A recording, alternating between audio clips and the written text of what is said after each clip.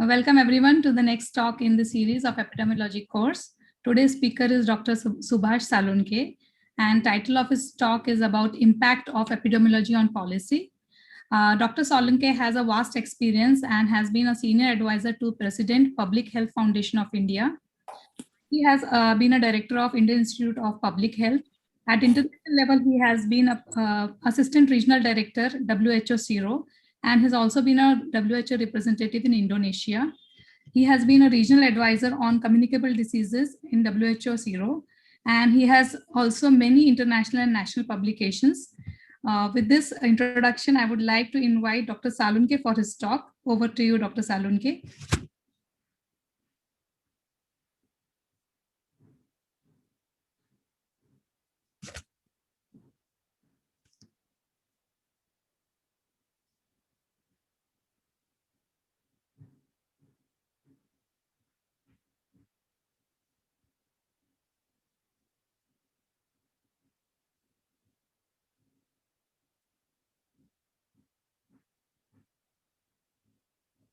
Can you hear me?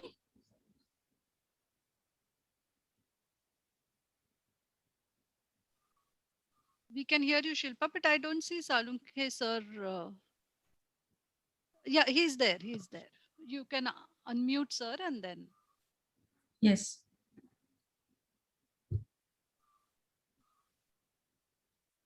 Can you see my screen now? I can see your screen, but I'm not. Yeah, I was not getting unmuted because it seems that there was some problem. Now, am I audible to you? Yes, sir. Okay, friends. At the outset, let me thank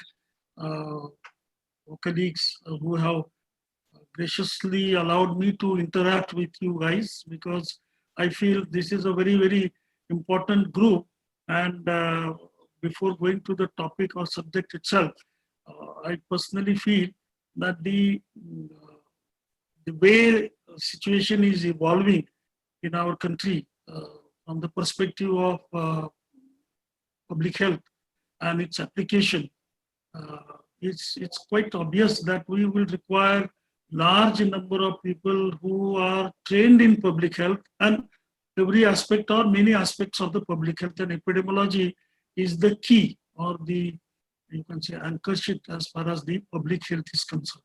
And from epidemiological point of view, we need to look at the various issues that are being faced by our country, or public health challenges that we are facing.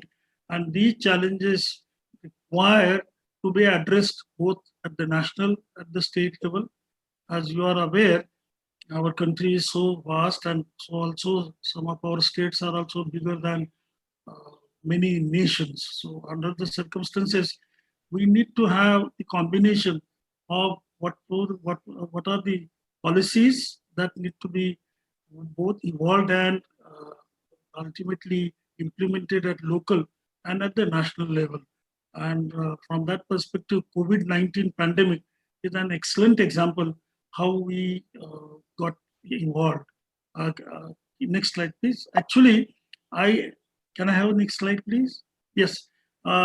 Even though I'm told that the participants in this particular interaction have been already given background about epidemiology, epidemiological triad, basically the information related to epidemiology is available with you, and you are not totally new to this area, and that's a very positive point. Still then, I would like to indicate this epidemiology we will start with the basics. That's the study of distribution and determinants of health-related status or events in a specified population, and application of this study to prevention and control of health problems. That's the definition which has been given. Next, please. I think even though this appears to be a bit rudimentary for some of you because you are more exposed and trained, still then I think we need to understand, because every issue or every point that is or rather every term that is used in this definition requires to be understood in an appropriate way. what do you mean by study? And study of what? So I think as far as epidemiological part is concerned or epidemiology is concerned, we need to understand that these studies are related to number of areas, number of issues like surveillance, observational studies. Then we have to, as you know, that you have to formulate an hypothesis and then test that particular hypothesis, whether what, and that whenever you formulate hypothesis, it has to have a basis. And then you test that hypothesis and come to conclusion whether that hypothesis is on a sound footing, correct footing or not. Then we need to carry out further explorations and experimentations, both in laboratory, outside the laboratory, in the field. So the study is not restricted to the academic kind of an area or classroom, but it is quite, the expanse is quite vast. And the typical time, place, person distribution is need to be considered. Which area, where, who, all those questions which normally when it happens. So time, place, person analysis is the basis, is the foundation. Like we say the epidemiological triad, agent, host, environment, and the distribution we need to understand in a similar fashion. And what are the determinants? These determinants are so huge and so variable. Biological determinants, social, so many factors that and that is the reason epidemiology and public health becomes very, very interesting. So long as you put it only in the form of a theoretical academic exercise, it may become boring. But if you start, converting these, this information, this science into application, then you start feeling this is something which is very, very useful, very interesting.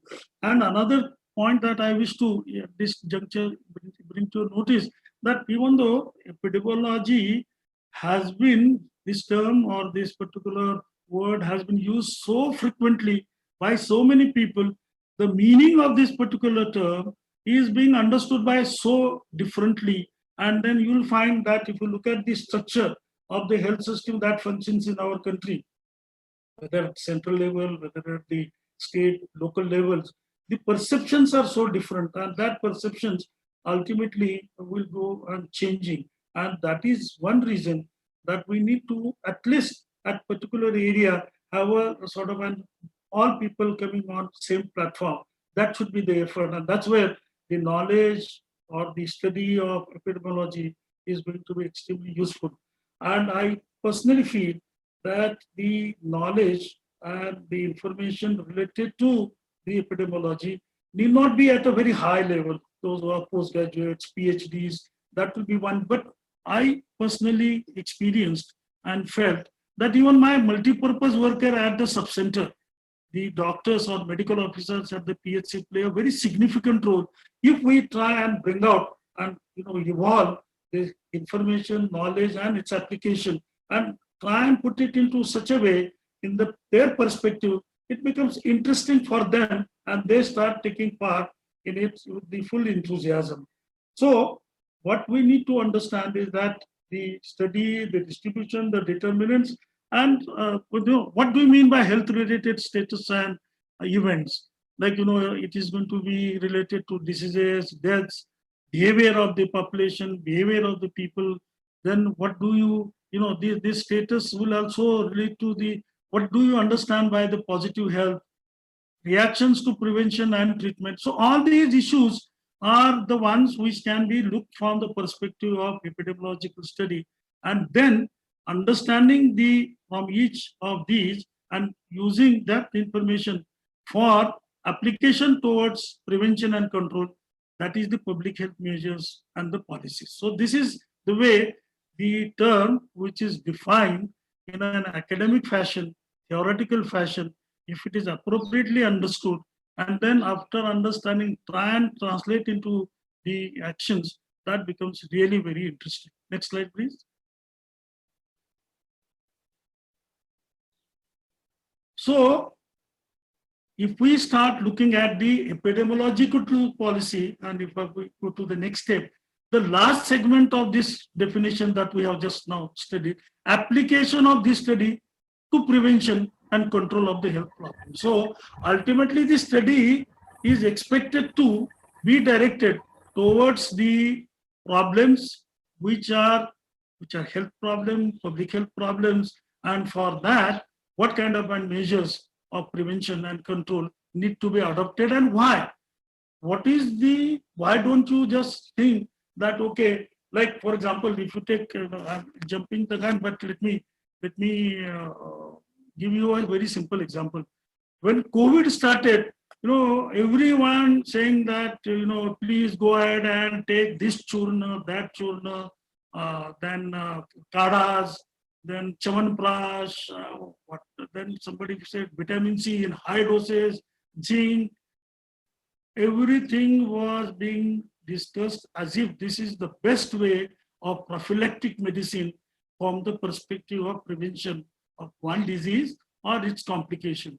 But this was absolutely not based upon any scientific studies. And that is the reason that cannot be considered as something very useful because it was not studied from the epidemiological perspective.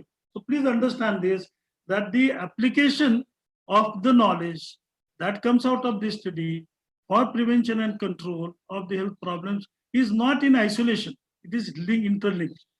This is the important component, translating the inferences drawn from the routine or research data. So it is the data that is collected through an appropriate measures as a part of the research or as a part of the routine data collection, and then analyzing that, then it translating based upon this data that, okay, Jolly will do that. For example, some of you, is it possible for me to see some audience? Because I find it really very, as a teacher, if I can't see audience, it becomes a little difficult for me to feel what reaction, at least of some few, doesn't matter. But anyway, if it is not possible, leave it.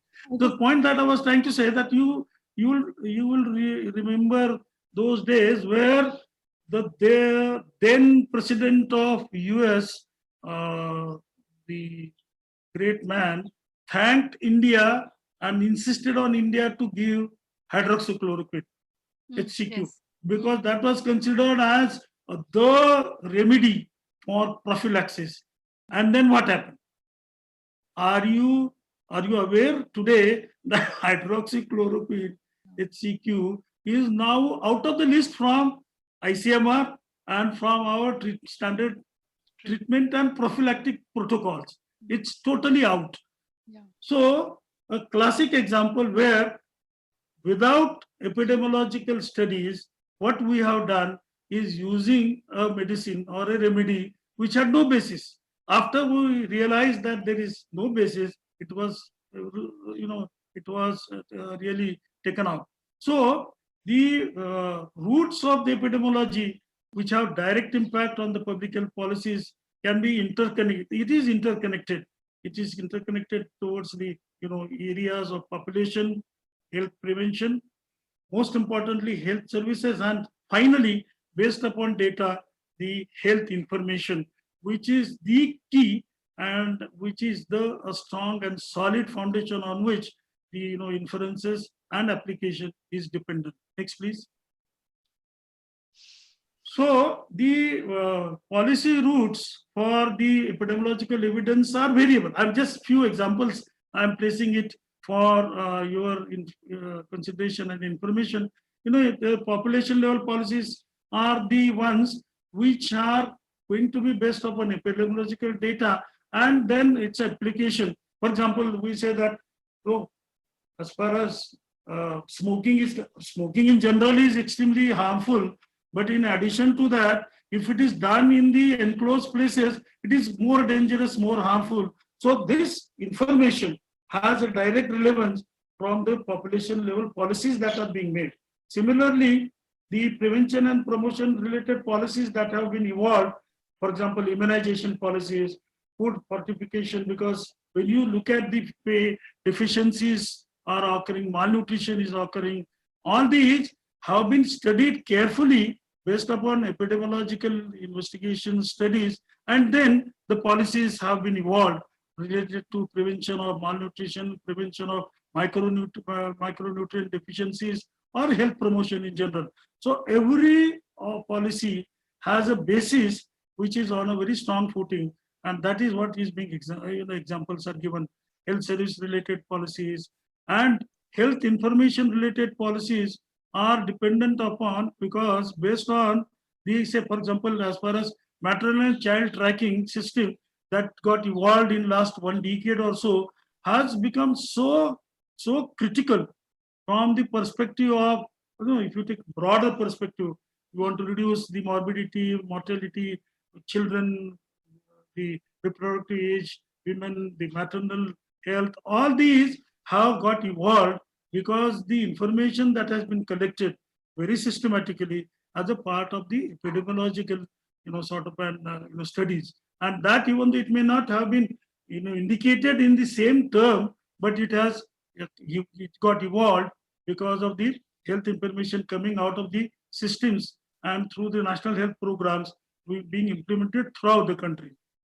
So basically, all these policies, not only the one which I have indicated here in a very, very nutshell, but all the policies right now that Government of India and from Government of India, state governments are pursuing as far as public health is concerned, they got evolved, they got emanated from the epidemiological studies. So that, I think, point needs to be appreciated. Next, please. So there are few examples that I would like to share with you about the epidemiological evidence to the policy. For example, as far as regulatory systems are concerned, public health systems are concerned, and the public health laws, the legal systems. For example, what kind of issues which are responsible for causation of injuries or causation of road accidents. There are legal systems getting evolved. So what needs to be done as far as the prevention part is concerned, so that legal instrument is available, or the instrument by which compulsion is made on the section of society, section of, or the people in general, so that people either don't get accidents, don't get injured, or don't get do not unnecessarily suffer the injuries. So as a matter of fact, my dear friends, let me at this stage a little bit slightly digress and share with you that the public health laws is one of the weakest point as far as our country is concerned. Right now, just few years back, I used to give this example. It's a freestyle, health system that functions in India. We have very, very few laws which are focused as far as public health is concerned. Even now, look at the way, what is the legal basis as far as COVID control is concerned? It is British time law of Epidemic Prevention Act. I mean, it's so unfortunate that our country, we have not been able to evolve and develop the legal system which is going to be applicable in 2021. We are using a century-old legal basis, and that's very unfortunate. As a matter of fact, while I was in Public Health Foundation of India at the headquarters, Government of India in 2012 had constituted 2 task forces. I was coordinating both of them. One was related to the public health cadre development in the country, and second was Model Public Health Act, which was supposed to be shared with all states and for adoption. After 8 years, it is still supposed to be the ministry. After it is supposed to go to the parliament. That is the a very sad state of affairs as far as evolving legal system from public health perspective. We have many tons of laws from other areas, but as far as public health is concerned, we are really deficient. And I feel this is one of the weakest links, because unless you have appropriate legal backing, you are not in position to execute some of the actions which are integral part of the public health system and which need to be supported by epidemiological evidences. Right. The healthcare delivery system, that also need to be developed, and whatever the guidelines that we are practicing today as far as the COVID or non-COVID activities, they are not just because somebody in AIMS felt like that, or somebody in ICMR felt like that. No, the guidelines that you say standard treatment protocols, prevention guidelines, then what needs to be worked out, it's all, these got evolved based upon the epidemiological investigation. Please try and understand. And then also it's a dynamic process. We need to, go on assessing and look at the outcomes and go on changing if need be. Next, please. Yes.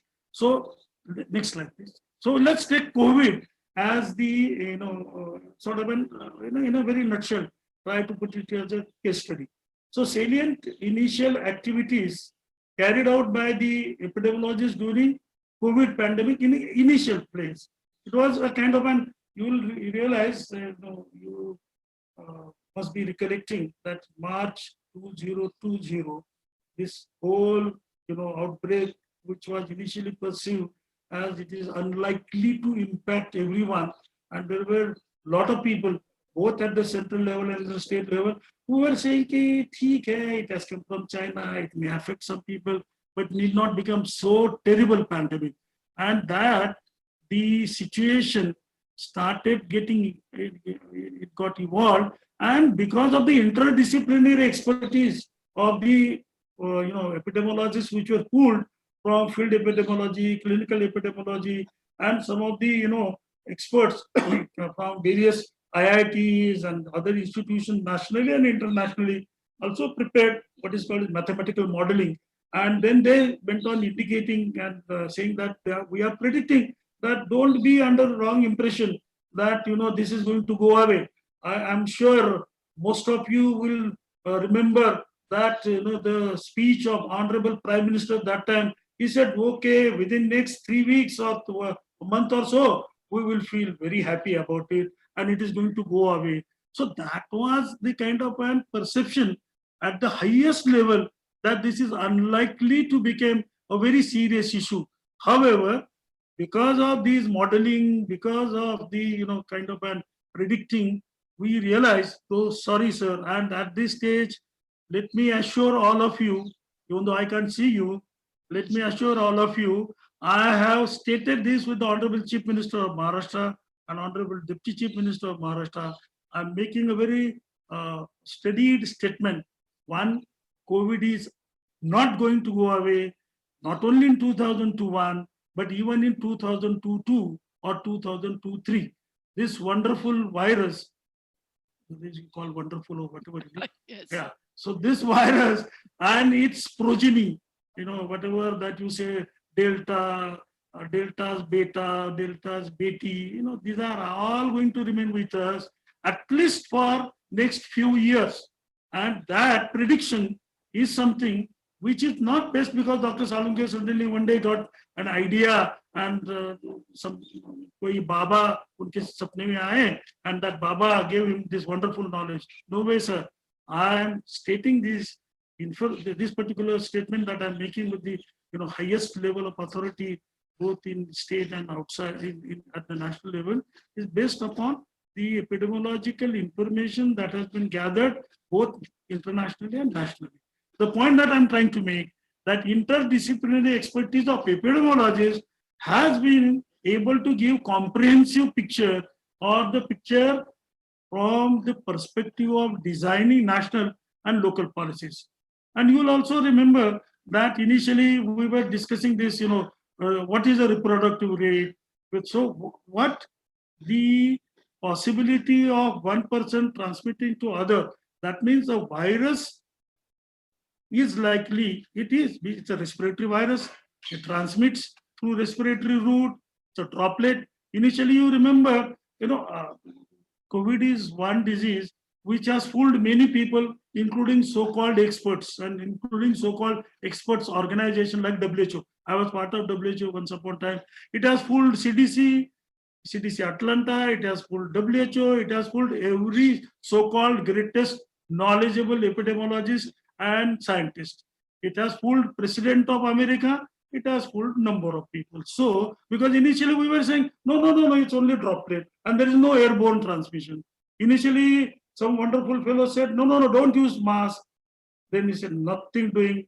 air mask is obligatory. That is the first level of defense. So these transitions or information, this transition was dependent upon the epidemiological information available to us.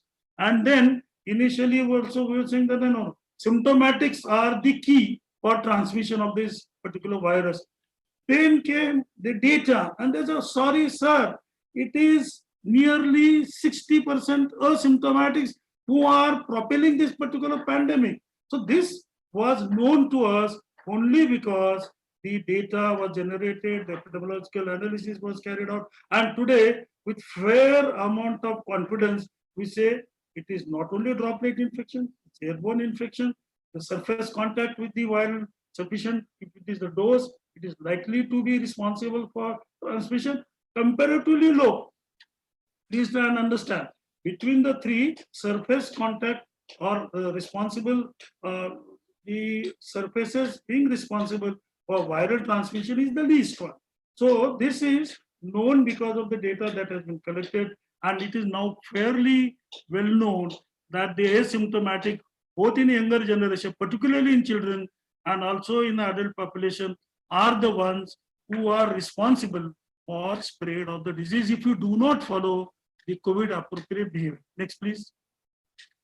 Now, the studies that have been carried out during the entire last 1.5 years, observational studies, which indicated the clinical pattern. As you know, that what we are now dividing this disease, the asymptomatic, mild, moderate, severe, and the case fatality. Now you'll please try and understand, these all issues are so critical. For example, now even every district collector, every tahsildar, and everyone in Maharashtra, all the governing components of this or governance of the Maharashtra, both in the public health sector and non-public health sector, are fully aware, or at least they use this case fatality rate, then infection fatality rate, then what is moderate, what is mild. This knowledge was available only because the last, you can say, last 1 to 1.5 years, these all terms have been very, very, I wouldn't say pragmatically, but certainly they were used, or they're not where, they are being used, and its perception at different level, even though fairly qualitatively it is good, but the fact remains that what is the difference between case fatality and what is the difference between infection fatality? That even such information is known to most of the IAS officers and district collectors and their subordinates. That's something which is good. And it has become available only because of the studies, observational studies, and clinical pattern of the disease that we have seen. As I stated, that mathematical models, incidentally, this disease has not only created problems for so-called experts and powerful people, it has created a lot of problems for so-called mathematical modelers. Some of them have proved to be totally wrong. They themselves started saying, oh my God, what did I say? We have great examples of that. I won't take your time, but here a divisional commissioner of Pune division conducted a meeting with the experts, modelers, and then they were saying that second wave will be much lower than the first wave. And just in a couple of weeks, the second wave got shot up so high that these fellows did not turn up again at all. So the point I'm trying to make, still the prediction about spreading potentials, the mortality burden, please remember, right now the Honorable Chief Minister is making a statement that, what is the oxygen requirement? That will be the final. If it is 700 plus metric tons, there is going to be lockdown in Maharashtra. Now in Pune, the Deputy Chief Minister made a statement. If Pune test positivity rate crosses 7, then we are going to put complete lockdown in Pune. Now, the policymakers are making use of these terms because these terms have realized, everybody has realized, has a great value as far as prevention part is concerned, managing number of dates, number of HR that is needed, everything is interrelated. So this prediction, which is based upon the various models, has been very, very useful because we study it from the perspective of distribution by time, place, and person. So please, friends, in COVID, the epidemiological principles have been not only used by the health specialists, public health specialists, doctors, but the administrators and also the policymakers quite ubiquitously. Next, please. So you will find the initial public health policy impact. This was the kind of an information that was given in initial stages: whom to be tested, then how to isolate infected people, how to be isolated, what are the symptomatics, then how do we do the tracing and testing, tracing, and quarantining the contacts. Or even now we are saying that today one of the weak points as far as the possible third wave is, and this is again in either NTF, National Task Force, or a state task force, I'm bringing to the notice of everyone ad nauseum, and that is right now in India, including Maharashtra, we are really slowing down as far as testing, tracing, and contact tracing, which is the critical one. We are absolutely not paying attention as needed. Basic principle as far as the communicable disease and particularly pandemic disease is concerned: lower the number of incidents, higher is the intensity of your surveillance. Like some of you may know that during polio, when the cases started declining and when it started going from 1,000 to 100 to tens and then very, very few, then our total surveillance system was upgraded to the highest possible level. Lower the number of incidents, higher is the requirement of surveillance. That principle right now is being neglected at our peril. If we do not do this, we do not know where the early warning signals are going to come, where the cases are going to cluster, where the local or focal outbreaks will take place.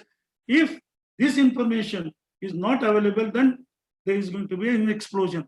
We failed to learn from the examples and history. We are absolutely not very, you can say, very wise people. Otherwise, just 4 months back, or March, April, May, June, in these 3-4 months, there was a situation everywhere, including Maharashtra and in northern India, in UP, where bodies were floating in Ganga, and there were no place to burn the bodies or to cremate the bodies. Now, that was the situation just 3-4 months back. Today, what is happening? Today, if you look at the way people are behaving as if this virus, again, we made an idiotic behavioral mistake during November, December of 2020. We are doing it again. And we are going to face the music if we do not take the necessary steps. Right now, why we are not getting explosion of cases in India, particularly in northern India, and also in Vidarbha in Maharashtra, is because virus has decided to keep quiet. We have right now the virus strain which is circulating within Maharashtra and in India. That strain is the one which has caused a tremendous backlash in US and in Europe. So Delta has already infected us, and that's the reason people are quite happy. We are getting 0, 1, 2, under 10 cases in Vidarbha. So few cases in UP. Do you mean to say that UP government and UP has done such a terrific work, wonderful job, that the virus has got scared? No way, sir. The fact remains that Delta has infected us in such a large number, which is proved by the Sero survey, which was published just a couple of weeks back by ICMR, that 75-80% both adults and 55 to 60% children have been infected in most of the states, barring Kerala to a certain extent, and Maharashtra's few districts. So what does it indicate? It indicates that the Delta virus is still circulating. Today's news, 36,000 cases in India. What does it indicate? That 36,000 new cases are occurring in the country. The Delta virus is circulating. Fortunately for us, that Delta AY2 or Delta Plus is in such a limited number, and that too, that number is in few cities or few districts. But does that mean that this particular virus is going to remain dormant? We don't know. If it remains dormant, wonderful for us. But if it doesn't remain dormant, which is quite likely, because viruses are known to go on evolving and mutating, and if that is going to mutate into more transmissible or more virulent, we are going to have a serious problem. That's unfortunate part. I hope and pray to the God that I am proved totally wrong, but it is quite unlikely. Thank you. Next, please.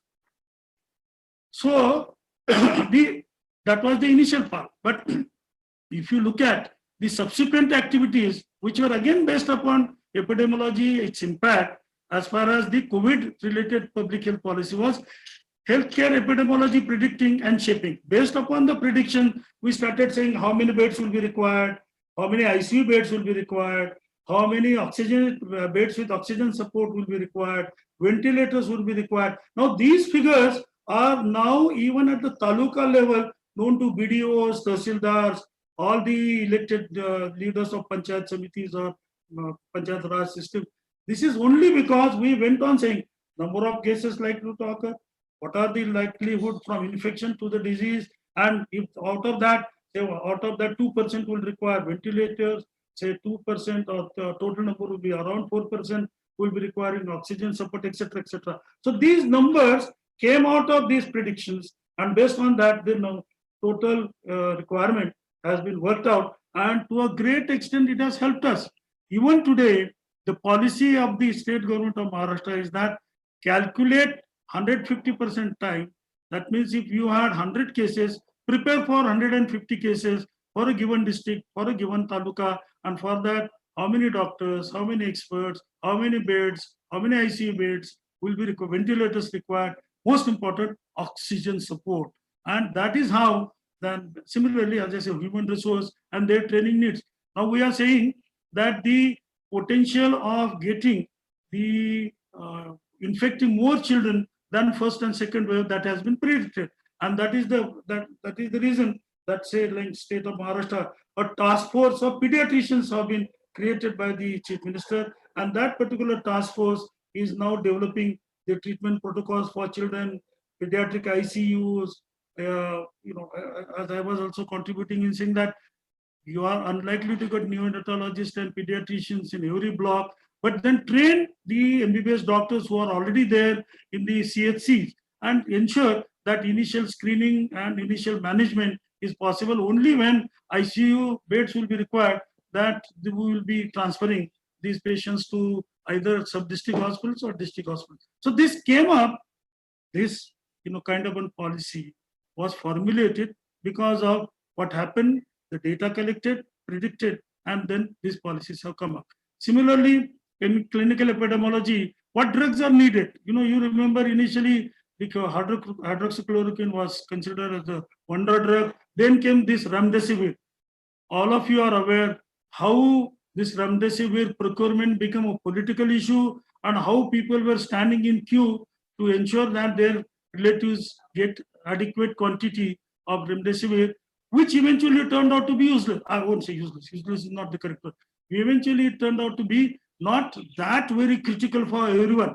Remdesivir has a value in a particular point of time in clinical case progress, when, how, and where. Now, if these three are met, then remdesivir is still of use.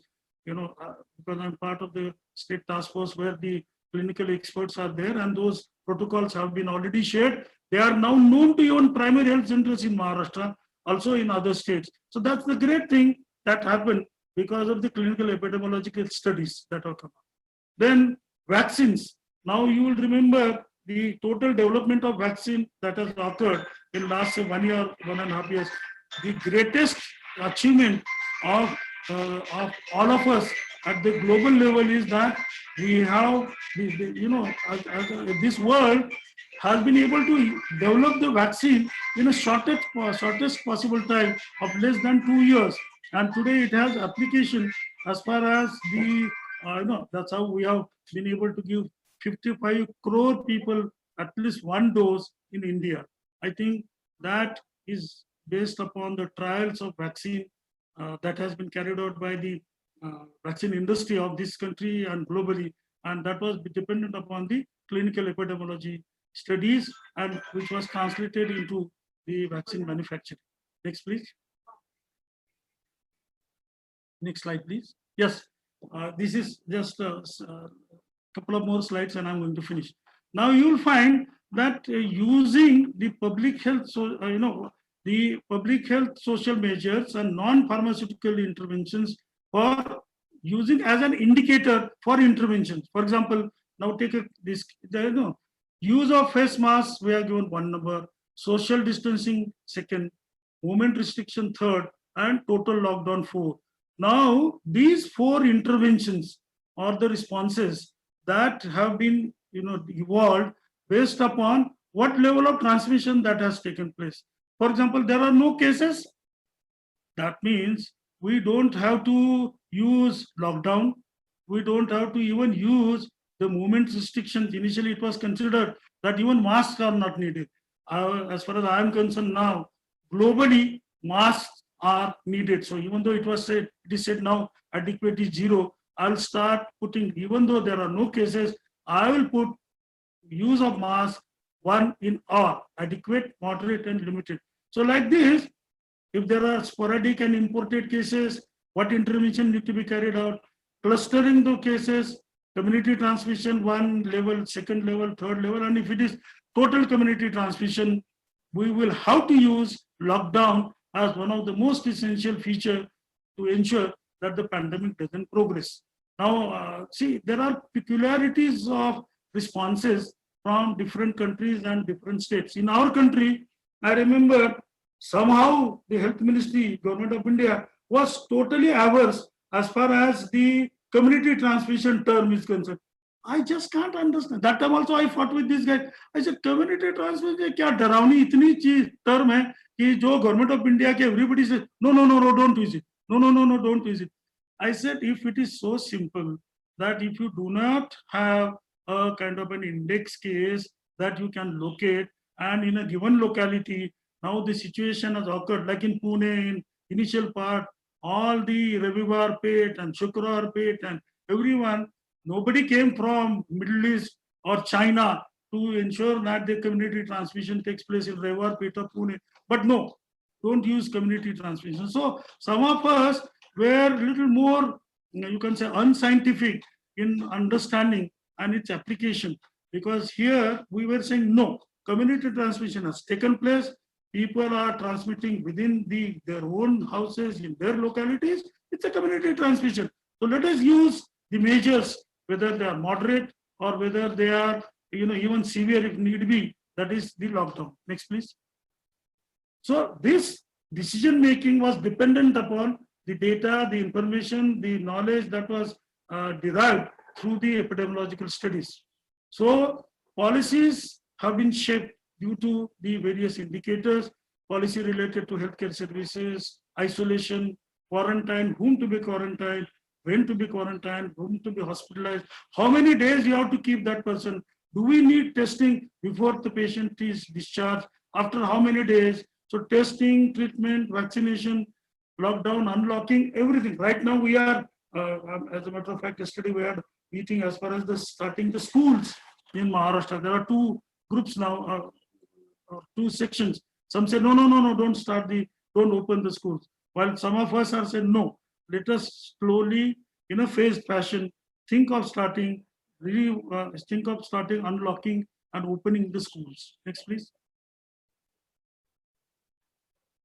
Look at the way, if we have epidemiological robust data, you are in position to take a very, very important decision which impacts economy, which impacts public health, and which impacts individual health. This is the data from UK. In a second wave, they have given cases per 100,000 population and deaths. Now look at the way the third wave. So the cases have not reduced to that extent, but the deaths have reduced because of, without the locking, if you do a proper vaccination and ensure that sufficient population gets appropriate vaccination, 2 doses, things are going to be much better. But friends, today's news, Israel, which is highest population, which is protected because of so-called the best vaccine, mRNA vaccine. Today, the news is Israel is seeing the spurt in the cases, increase in the cases. But both UK and Israel studies or the data is indicating that the cases may increase, but you can reduce the mortality. And that is because of the use of appropriate COVID-related behavior, COVID-related vaccination. Now, next, please, last one. And if you look at our scenario, can we not have a similar diagram, similar, not bar diagram, similar pyramid of, pyramid presentation as far as India is concerned? Yes, we can. But right now, people are, doubting our own data, its availability, its quality, and the worst part is morbidity and mortality reporting. Even though ICMR has brought out now a great app, and particularly for reporting and also vaccination, the app has become internationally known, CoWIN. However, we have very, very serious doubts about the data quality and its availability. Absolutely, last slide. Can I have the next, please? This is the news item that has come in Marathi, in Sakal, just 2 days back. Gujarat ne dadaveli corona balinchi sankhya. Those who do not understand Marathi, the translation is Gujarat purposely has hidden the number of deaths that have occurred due to COVID or due to infection of corona. Now, Gujarat, so-called model state, that is the news. So if it is a news from a model state, then how are we going to, really derive or inference, take out the inference and make a similar kind of an presentation that we have done, or the UK has done it, or Israel is doing it. And that brings out the quality of data for that, this collection systems, the health system. So epidemiological information collection is dependent upon quality of your health system. Basically, please remember, friends, the health system is the foundation of everything. And for that, we need a strong team of public health experts, not experts alone, but public health trained people right from the health and wellness center, that is from the sub-centers up to the central level. Well, friends, I think what I'm trying to indicate to you that epidemiology and epidemiology as a science and its application is proved tremendously earlier and also during the COVID period. And we need to refine more and more so that government at the national, central level and also state and also district administration is in position to make proper analysis and inferences and accordingly design the policies. Thank you very much. I don't know whether I've taken more time, but thanks a lot. Thank you, sir. Sir, thank you for such an excellent and very clear-cut presentation. We understood that you are really outspoken, not only in personal conversation, but even during public seminar. Thank you so much. Yeah, I'm sorry for that. I am fairly outspoken even in national task force, state task force, and also with the CM and deputy CM. I'm sorry. I can afford to be at the age of 74 yes. Because I don't have any axe to grind, and there's nothing that we require from anyone. So, but if I'm factually wrong, please do let me know. I'm ready to correct. We are students throughout the life, and we yes. should learn and change your views if there is a strong epidemiological reasoning for that. Thank you. Thank you. Sir, we have a couple of questions. If you could, can you spare some? Sure, go ahead. Yeah. Sir, the first question is regarding the third wave. So how scientific is this that the third wave is going to be in children? And the question which is related to this is, how do we prevent the third wave? Can we really do that? Yes. Number one, there is absolutely no scientific data to indicate that the third wave will be driven by the children. Absolutely no. We saw 10% of the infections in the first wave, similar near about that in the second wave, and there is no reason that it will affect only children and not adults. It is not going to happen. We are fully aware that children are getting infected. They will continue to get infected, but they are not going to drive the pandemic or the third wave. This is a factual position. Number two, how do we prevent the third wave? What is being done in Maharashtra right now or all the India is how not to prevent third wave. The idiotic way we Indians are behaving and insulting this virus is going to eventually, that virus is saying, chalo bhai, aap mujhe jitna taklif dena chahte de dijiye. Eventually, I am going to give you absolutely a backlash, and that is going to happen. And for that, basic COVID appropriate behavior. And number two, where we as a nation have not succeeded to that extent, even though we take pride in saying that we have vaccinated 55 crore people. Or why 55 crore people with one dose? There should have been at least 75 crore people with 2 doses by end of August. And what we are doing, and we are saying we have done a great job. We have done a job, but it's not a great job. That vaccination is not going to prevent the occurrence of the third wave. What is going to prevent? The vaccination is going to certainly help us, but it is not going to prevent occurrence of the third wave, because if you see the example of Israel, you see examples of so-called, like USA, that in spite of 55-60% vaccination, breakthrough infection is taking place. Yes. And if this virus is going to mutate in a more transmissible and virulent, third wave is going to come. But when? Nobody can predict with confidence at this stage. Yeah, yes. Okay. Then, sir, the next question is about, you mentioned that the mathematical model failed miserably. So why do you think mathematical model has failed? Is it nature of virus or is it lack of data or both? I will not like to say that they have failed miserably. They have failed. In some instances, they may have failed miserably, but they have failed. You have very rightly said, see, this agent host environment tried. Excuse me. In these three, we know this agent is so intelligent, or whatever you can say, and so dynamic that it goes on changing. So we are facing a very, very dynamic virus, which actually every respiratory virus wants to survive and goes on mutating. So virus is very intelligent and surviving and trying to survive, mutate. Number two, because it's a pandemic in nature, it's not a small group of people with which you have to interact and deal with. It's a global level. Yeah. Millions, billions of people. So that environment and the agent and the host, all three are continuously changing, continuously in a dynamic state of affairs. And the worst part is that, as I explained to you earlier, we are not ready to learn from what happened just 4 months back. Excuse me. So it's mainly behavioral absolutely intervention.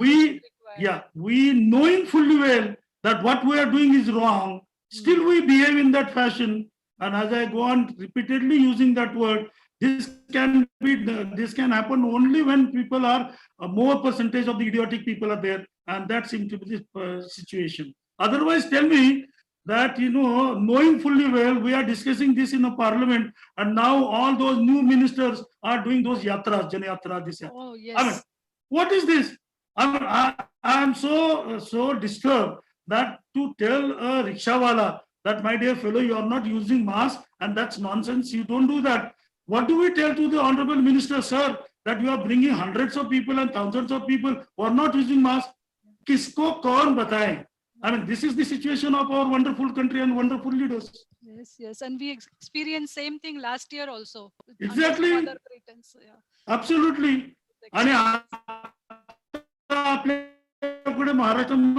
going to have Ganpati. Yes, yes. Then in Festivals. West Bengal, we are going to have Puja.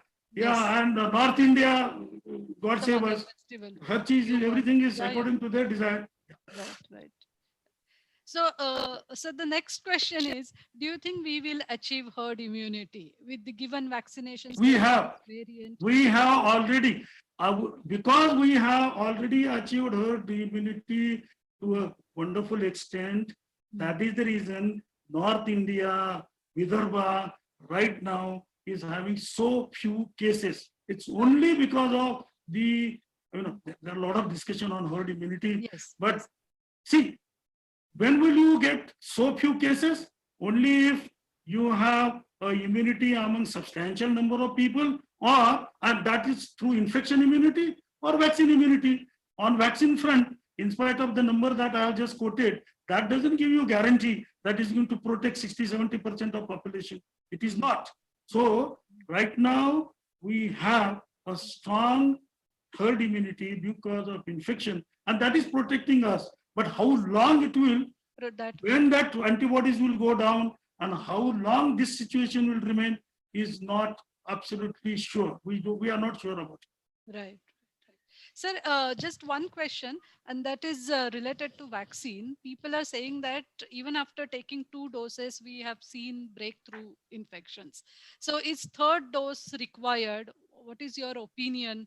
How long can we keep on vaccinating our population with increasing number of doses, booster Sure. doses, things like that? Actually, this is a respiratory virus like influenza virus.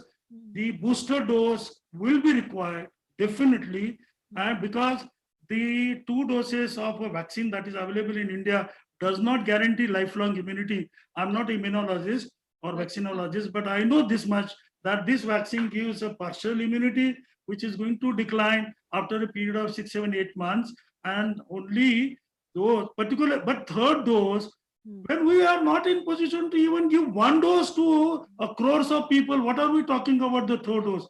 Ethically, it will be wrong, but within the immunocompromised part of our society, those who are really likely to get breakthrough infection is going to occur. It is Yes. going to occur in hundreds.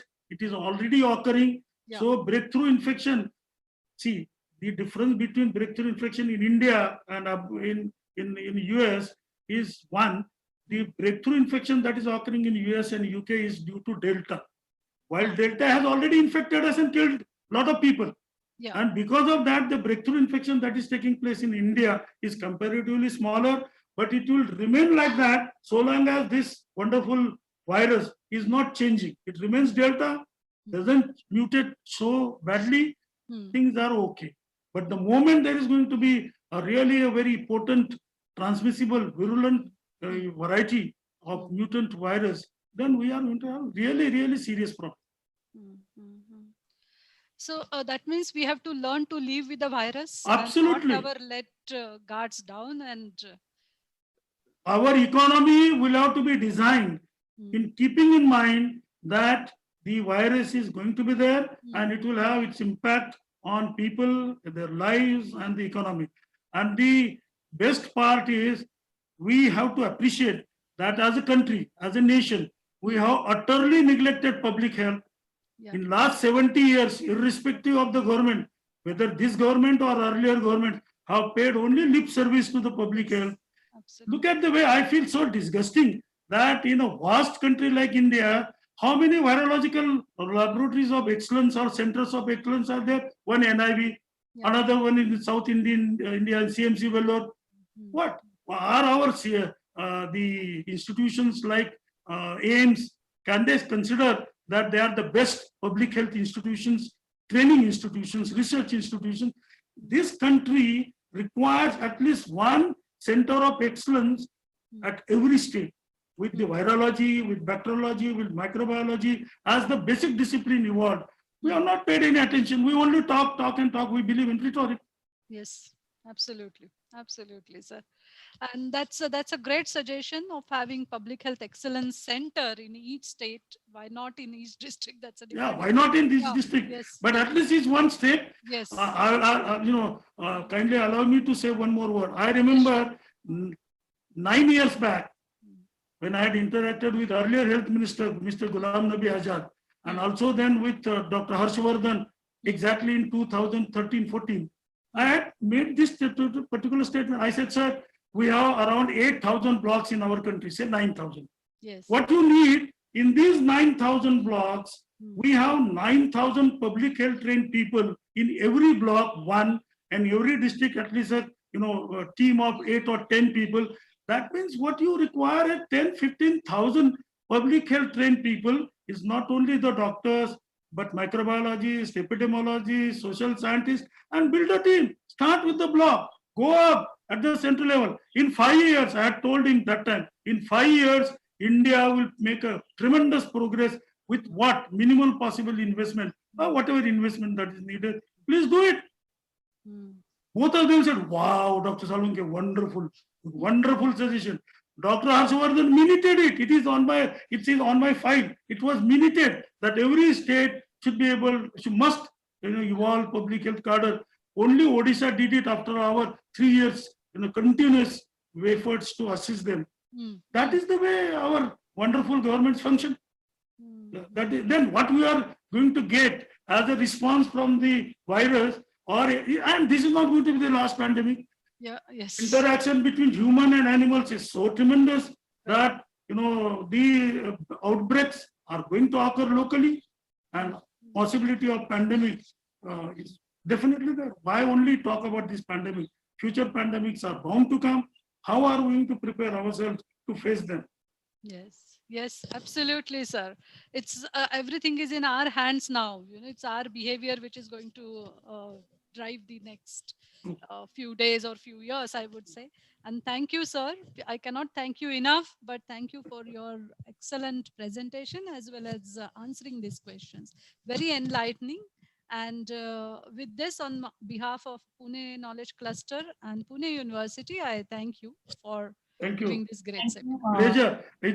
Thank you for giving me an opportunity to share my very, very, very, very proper views, which are based on the facts and science.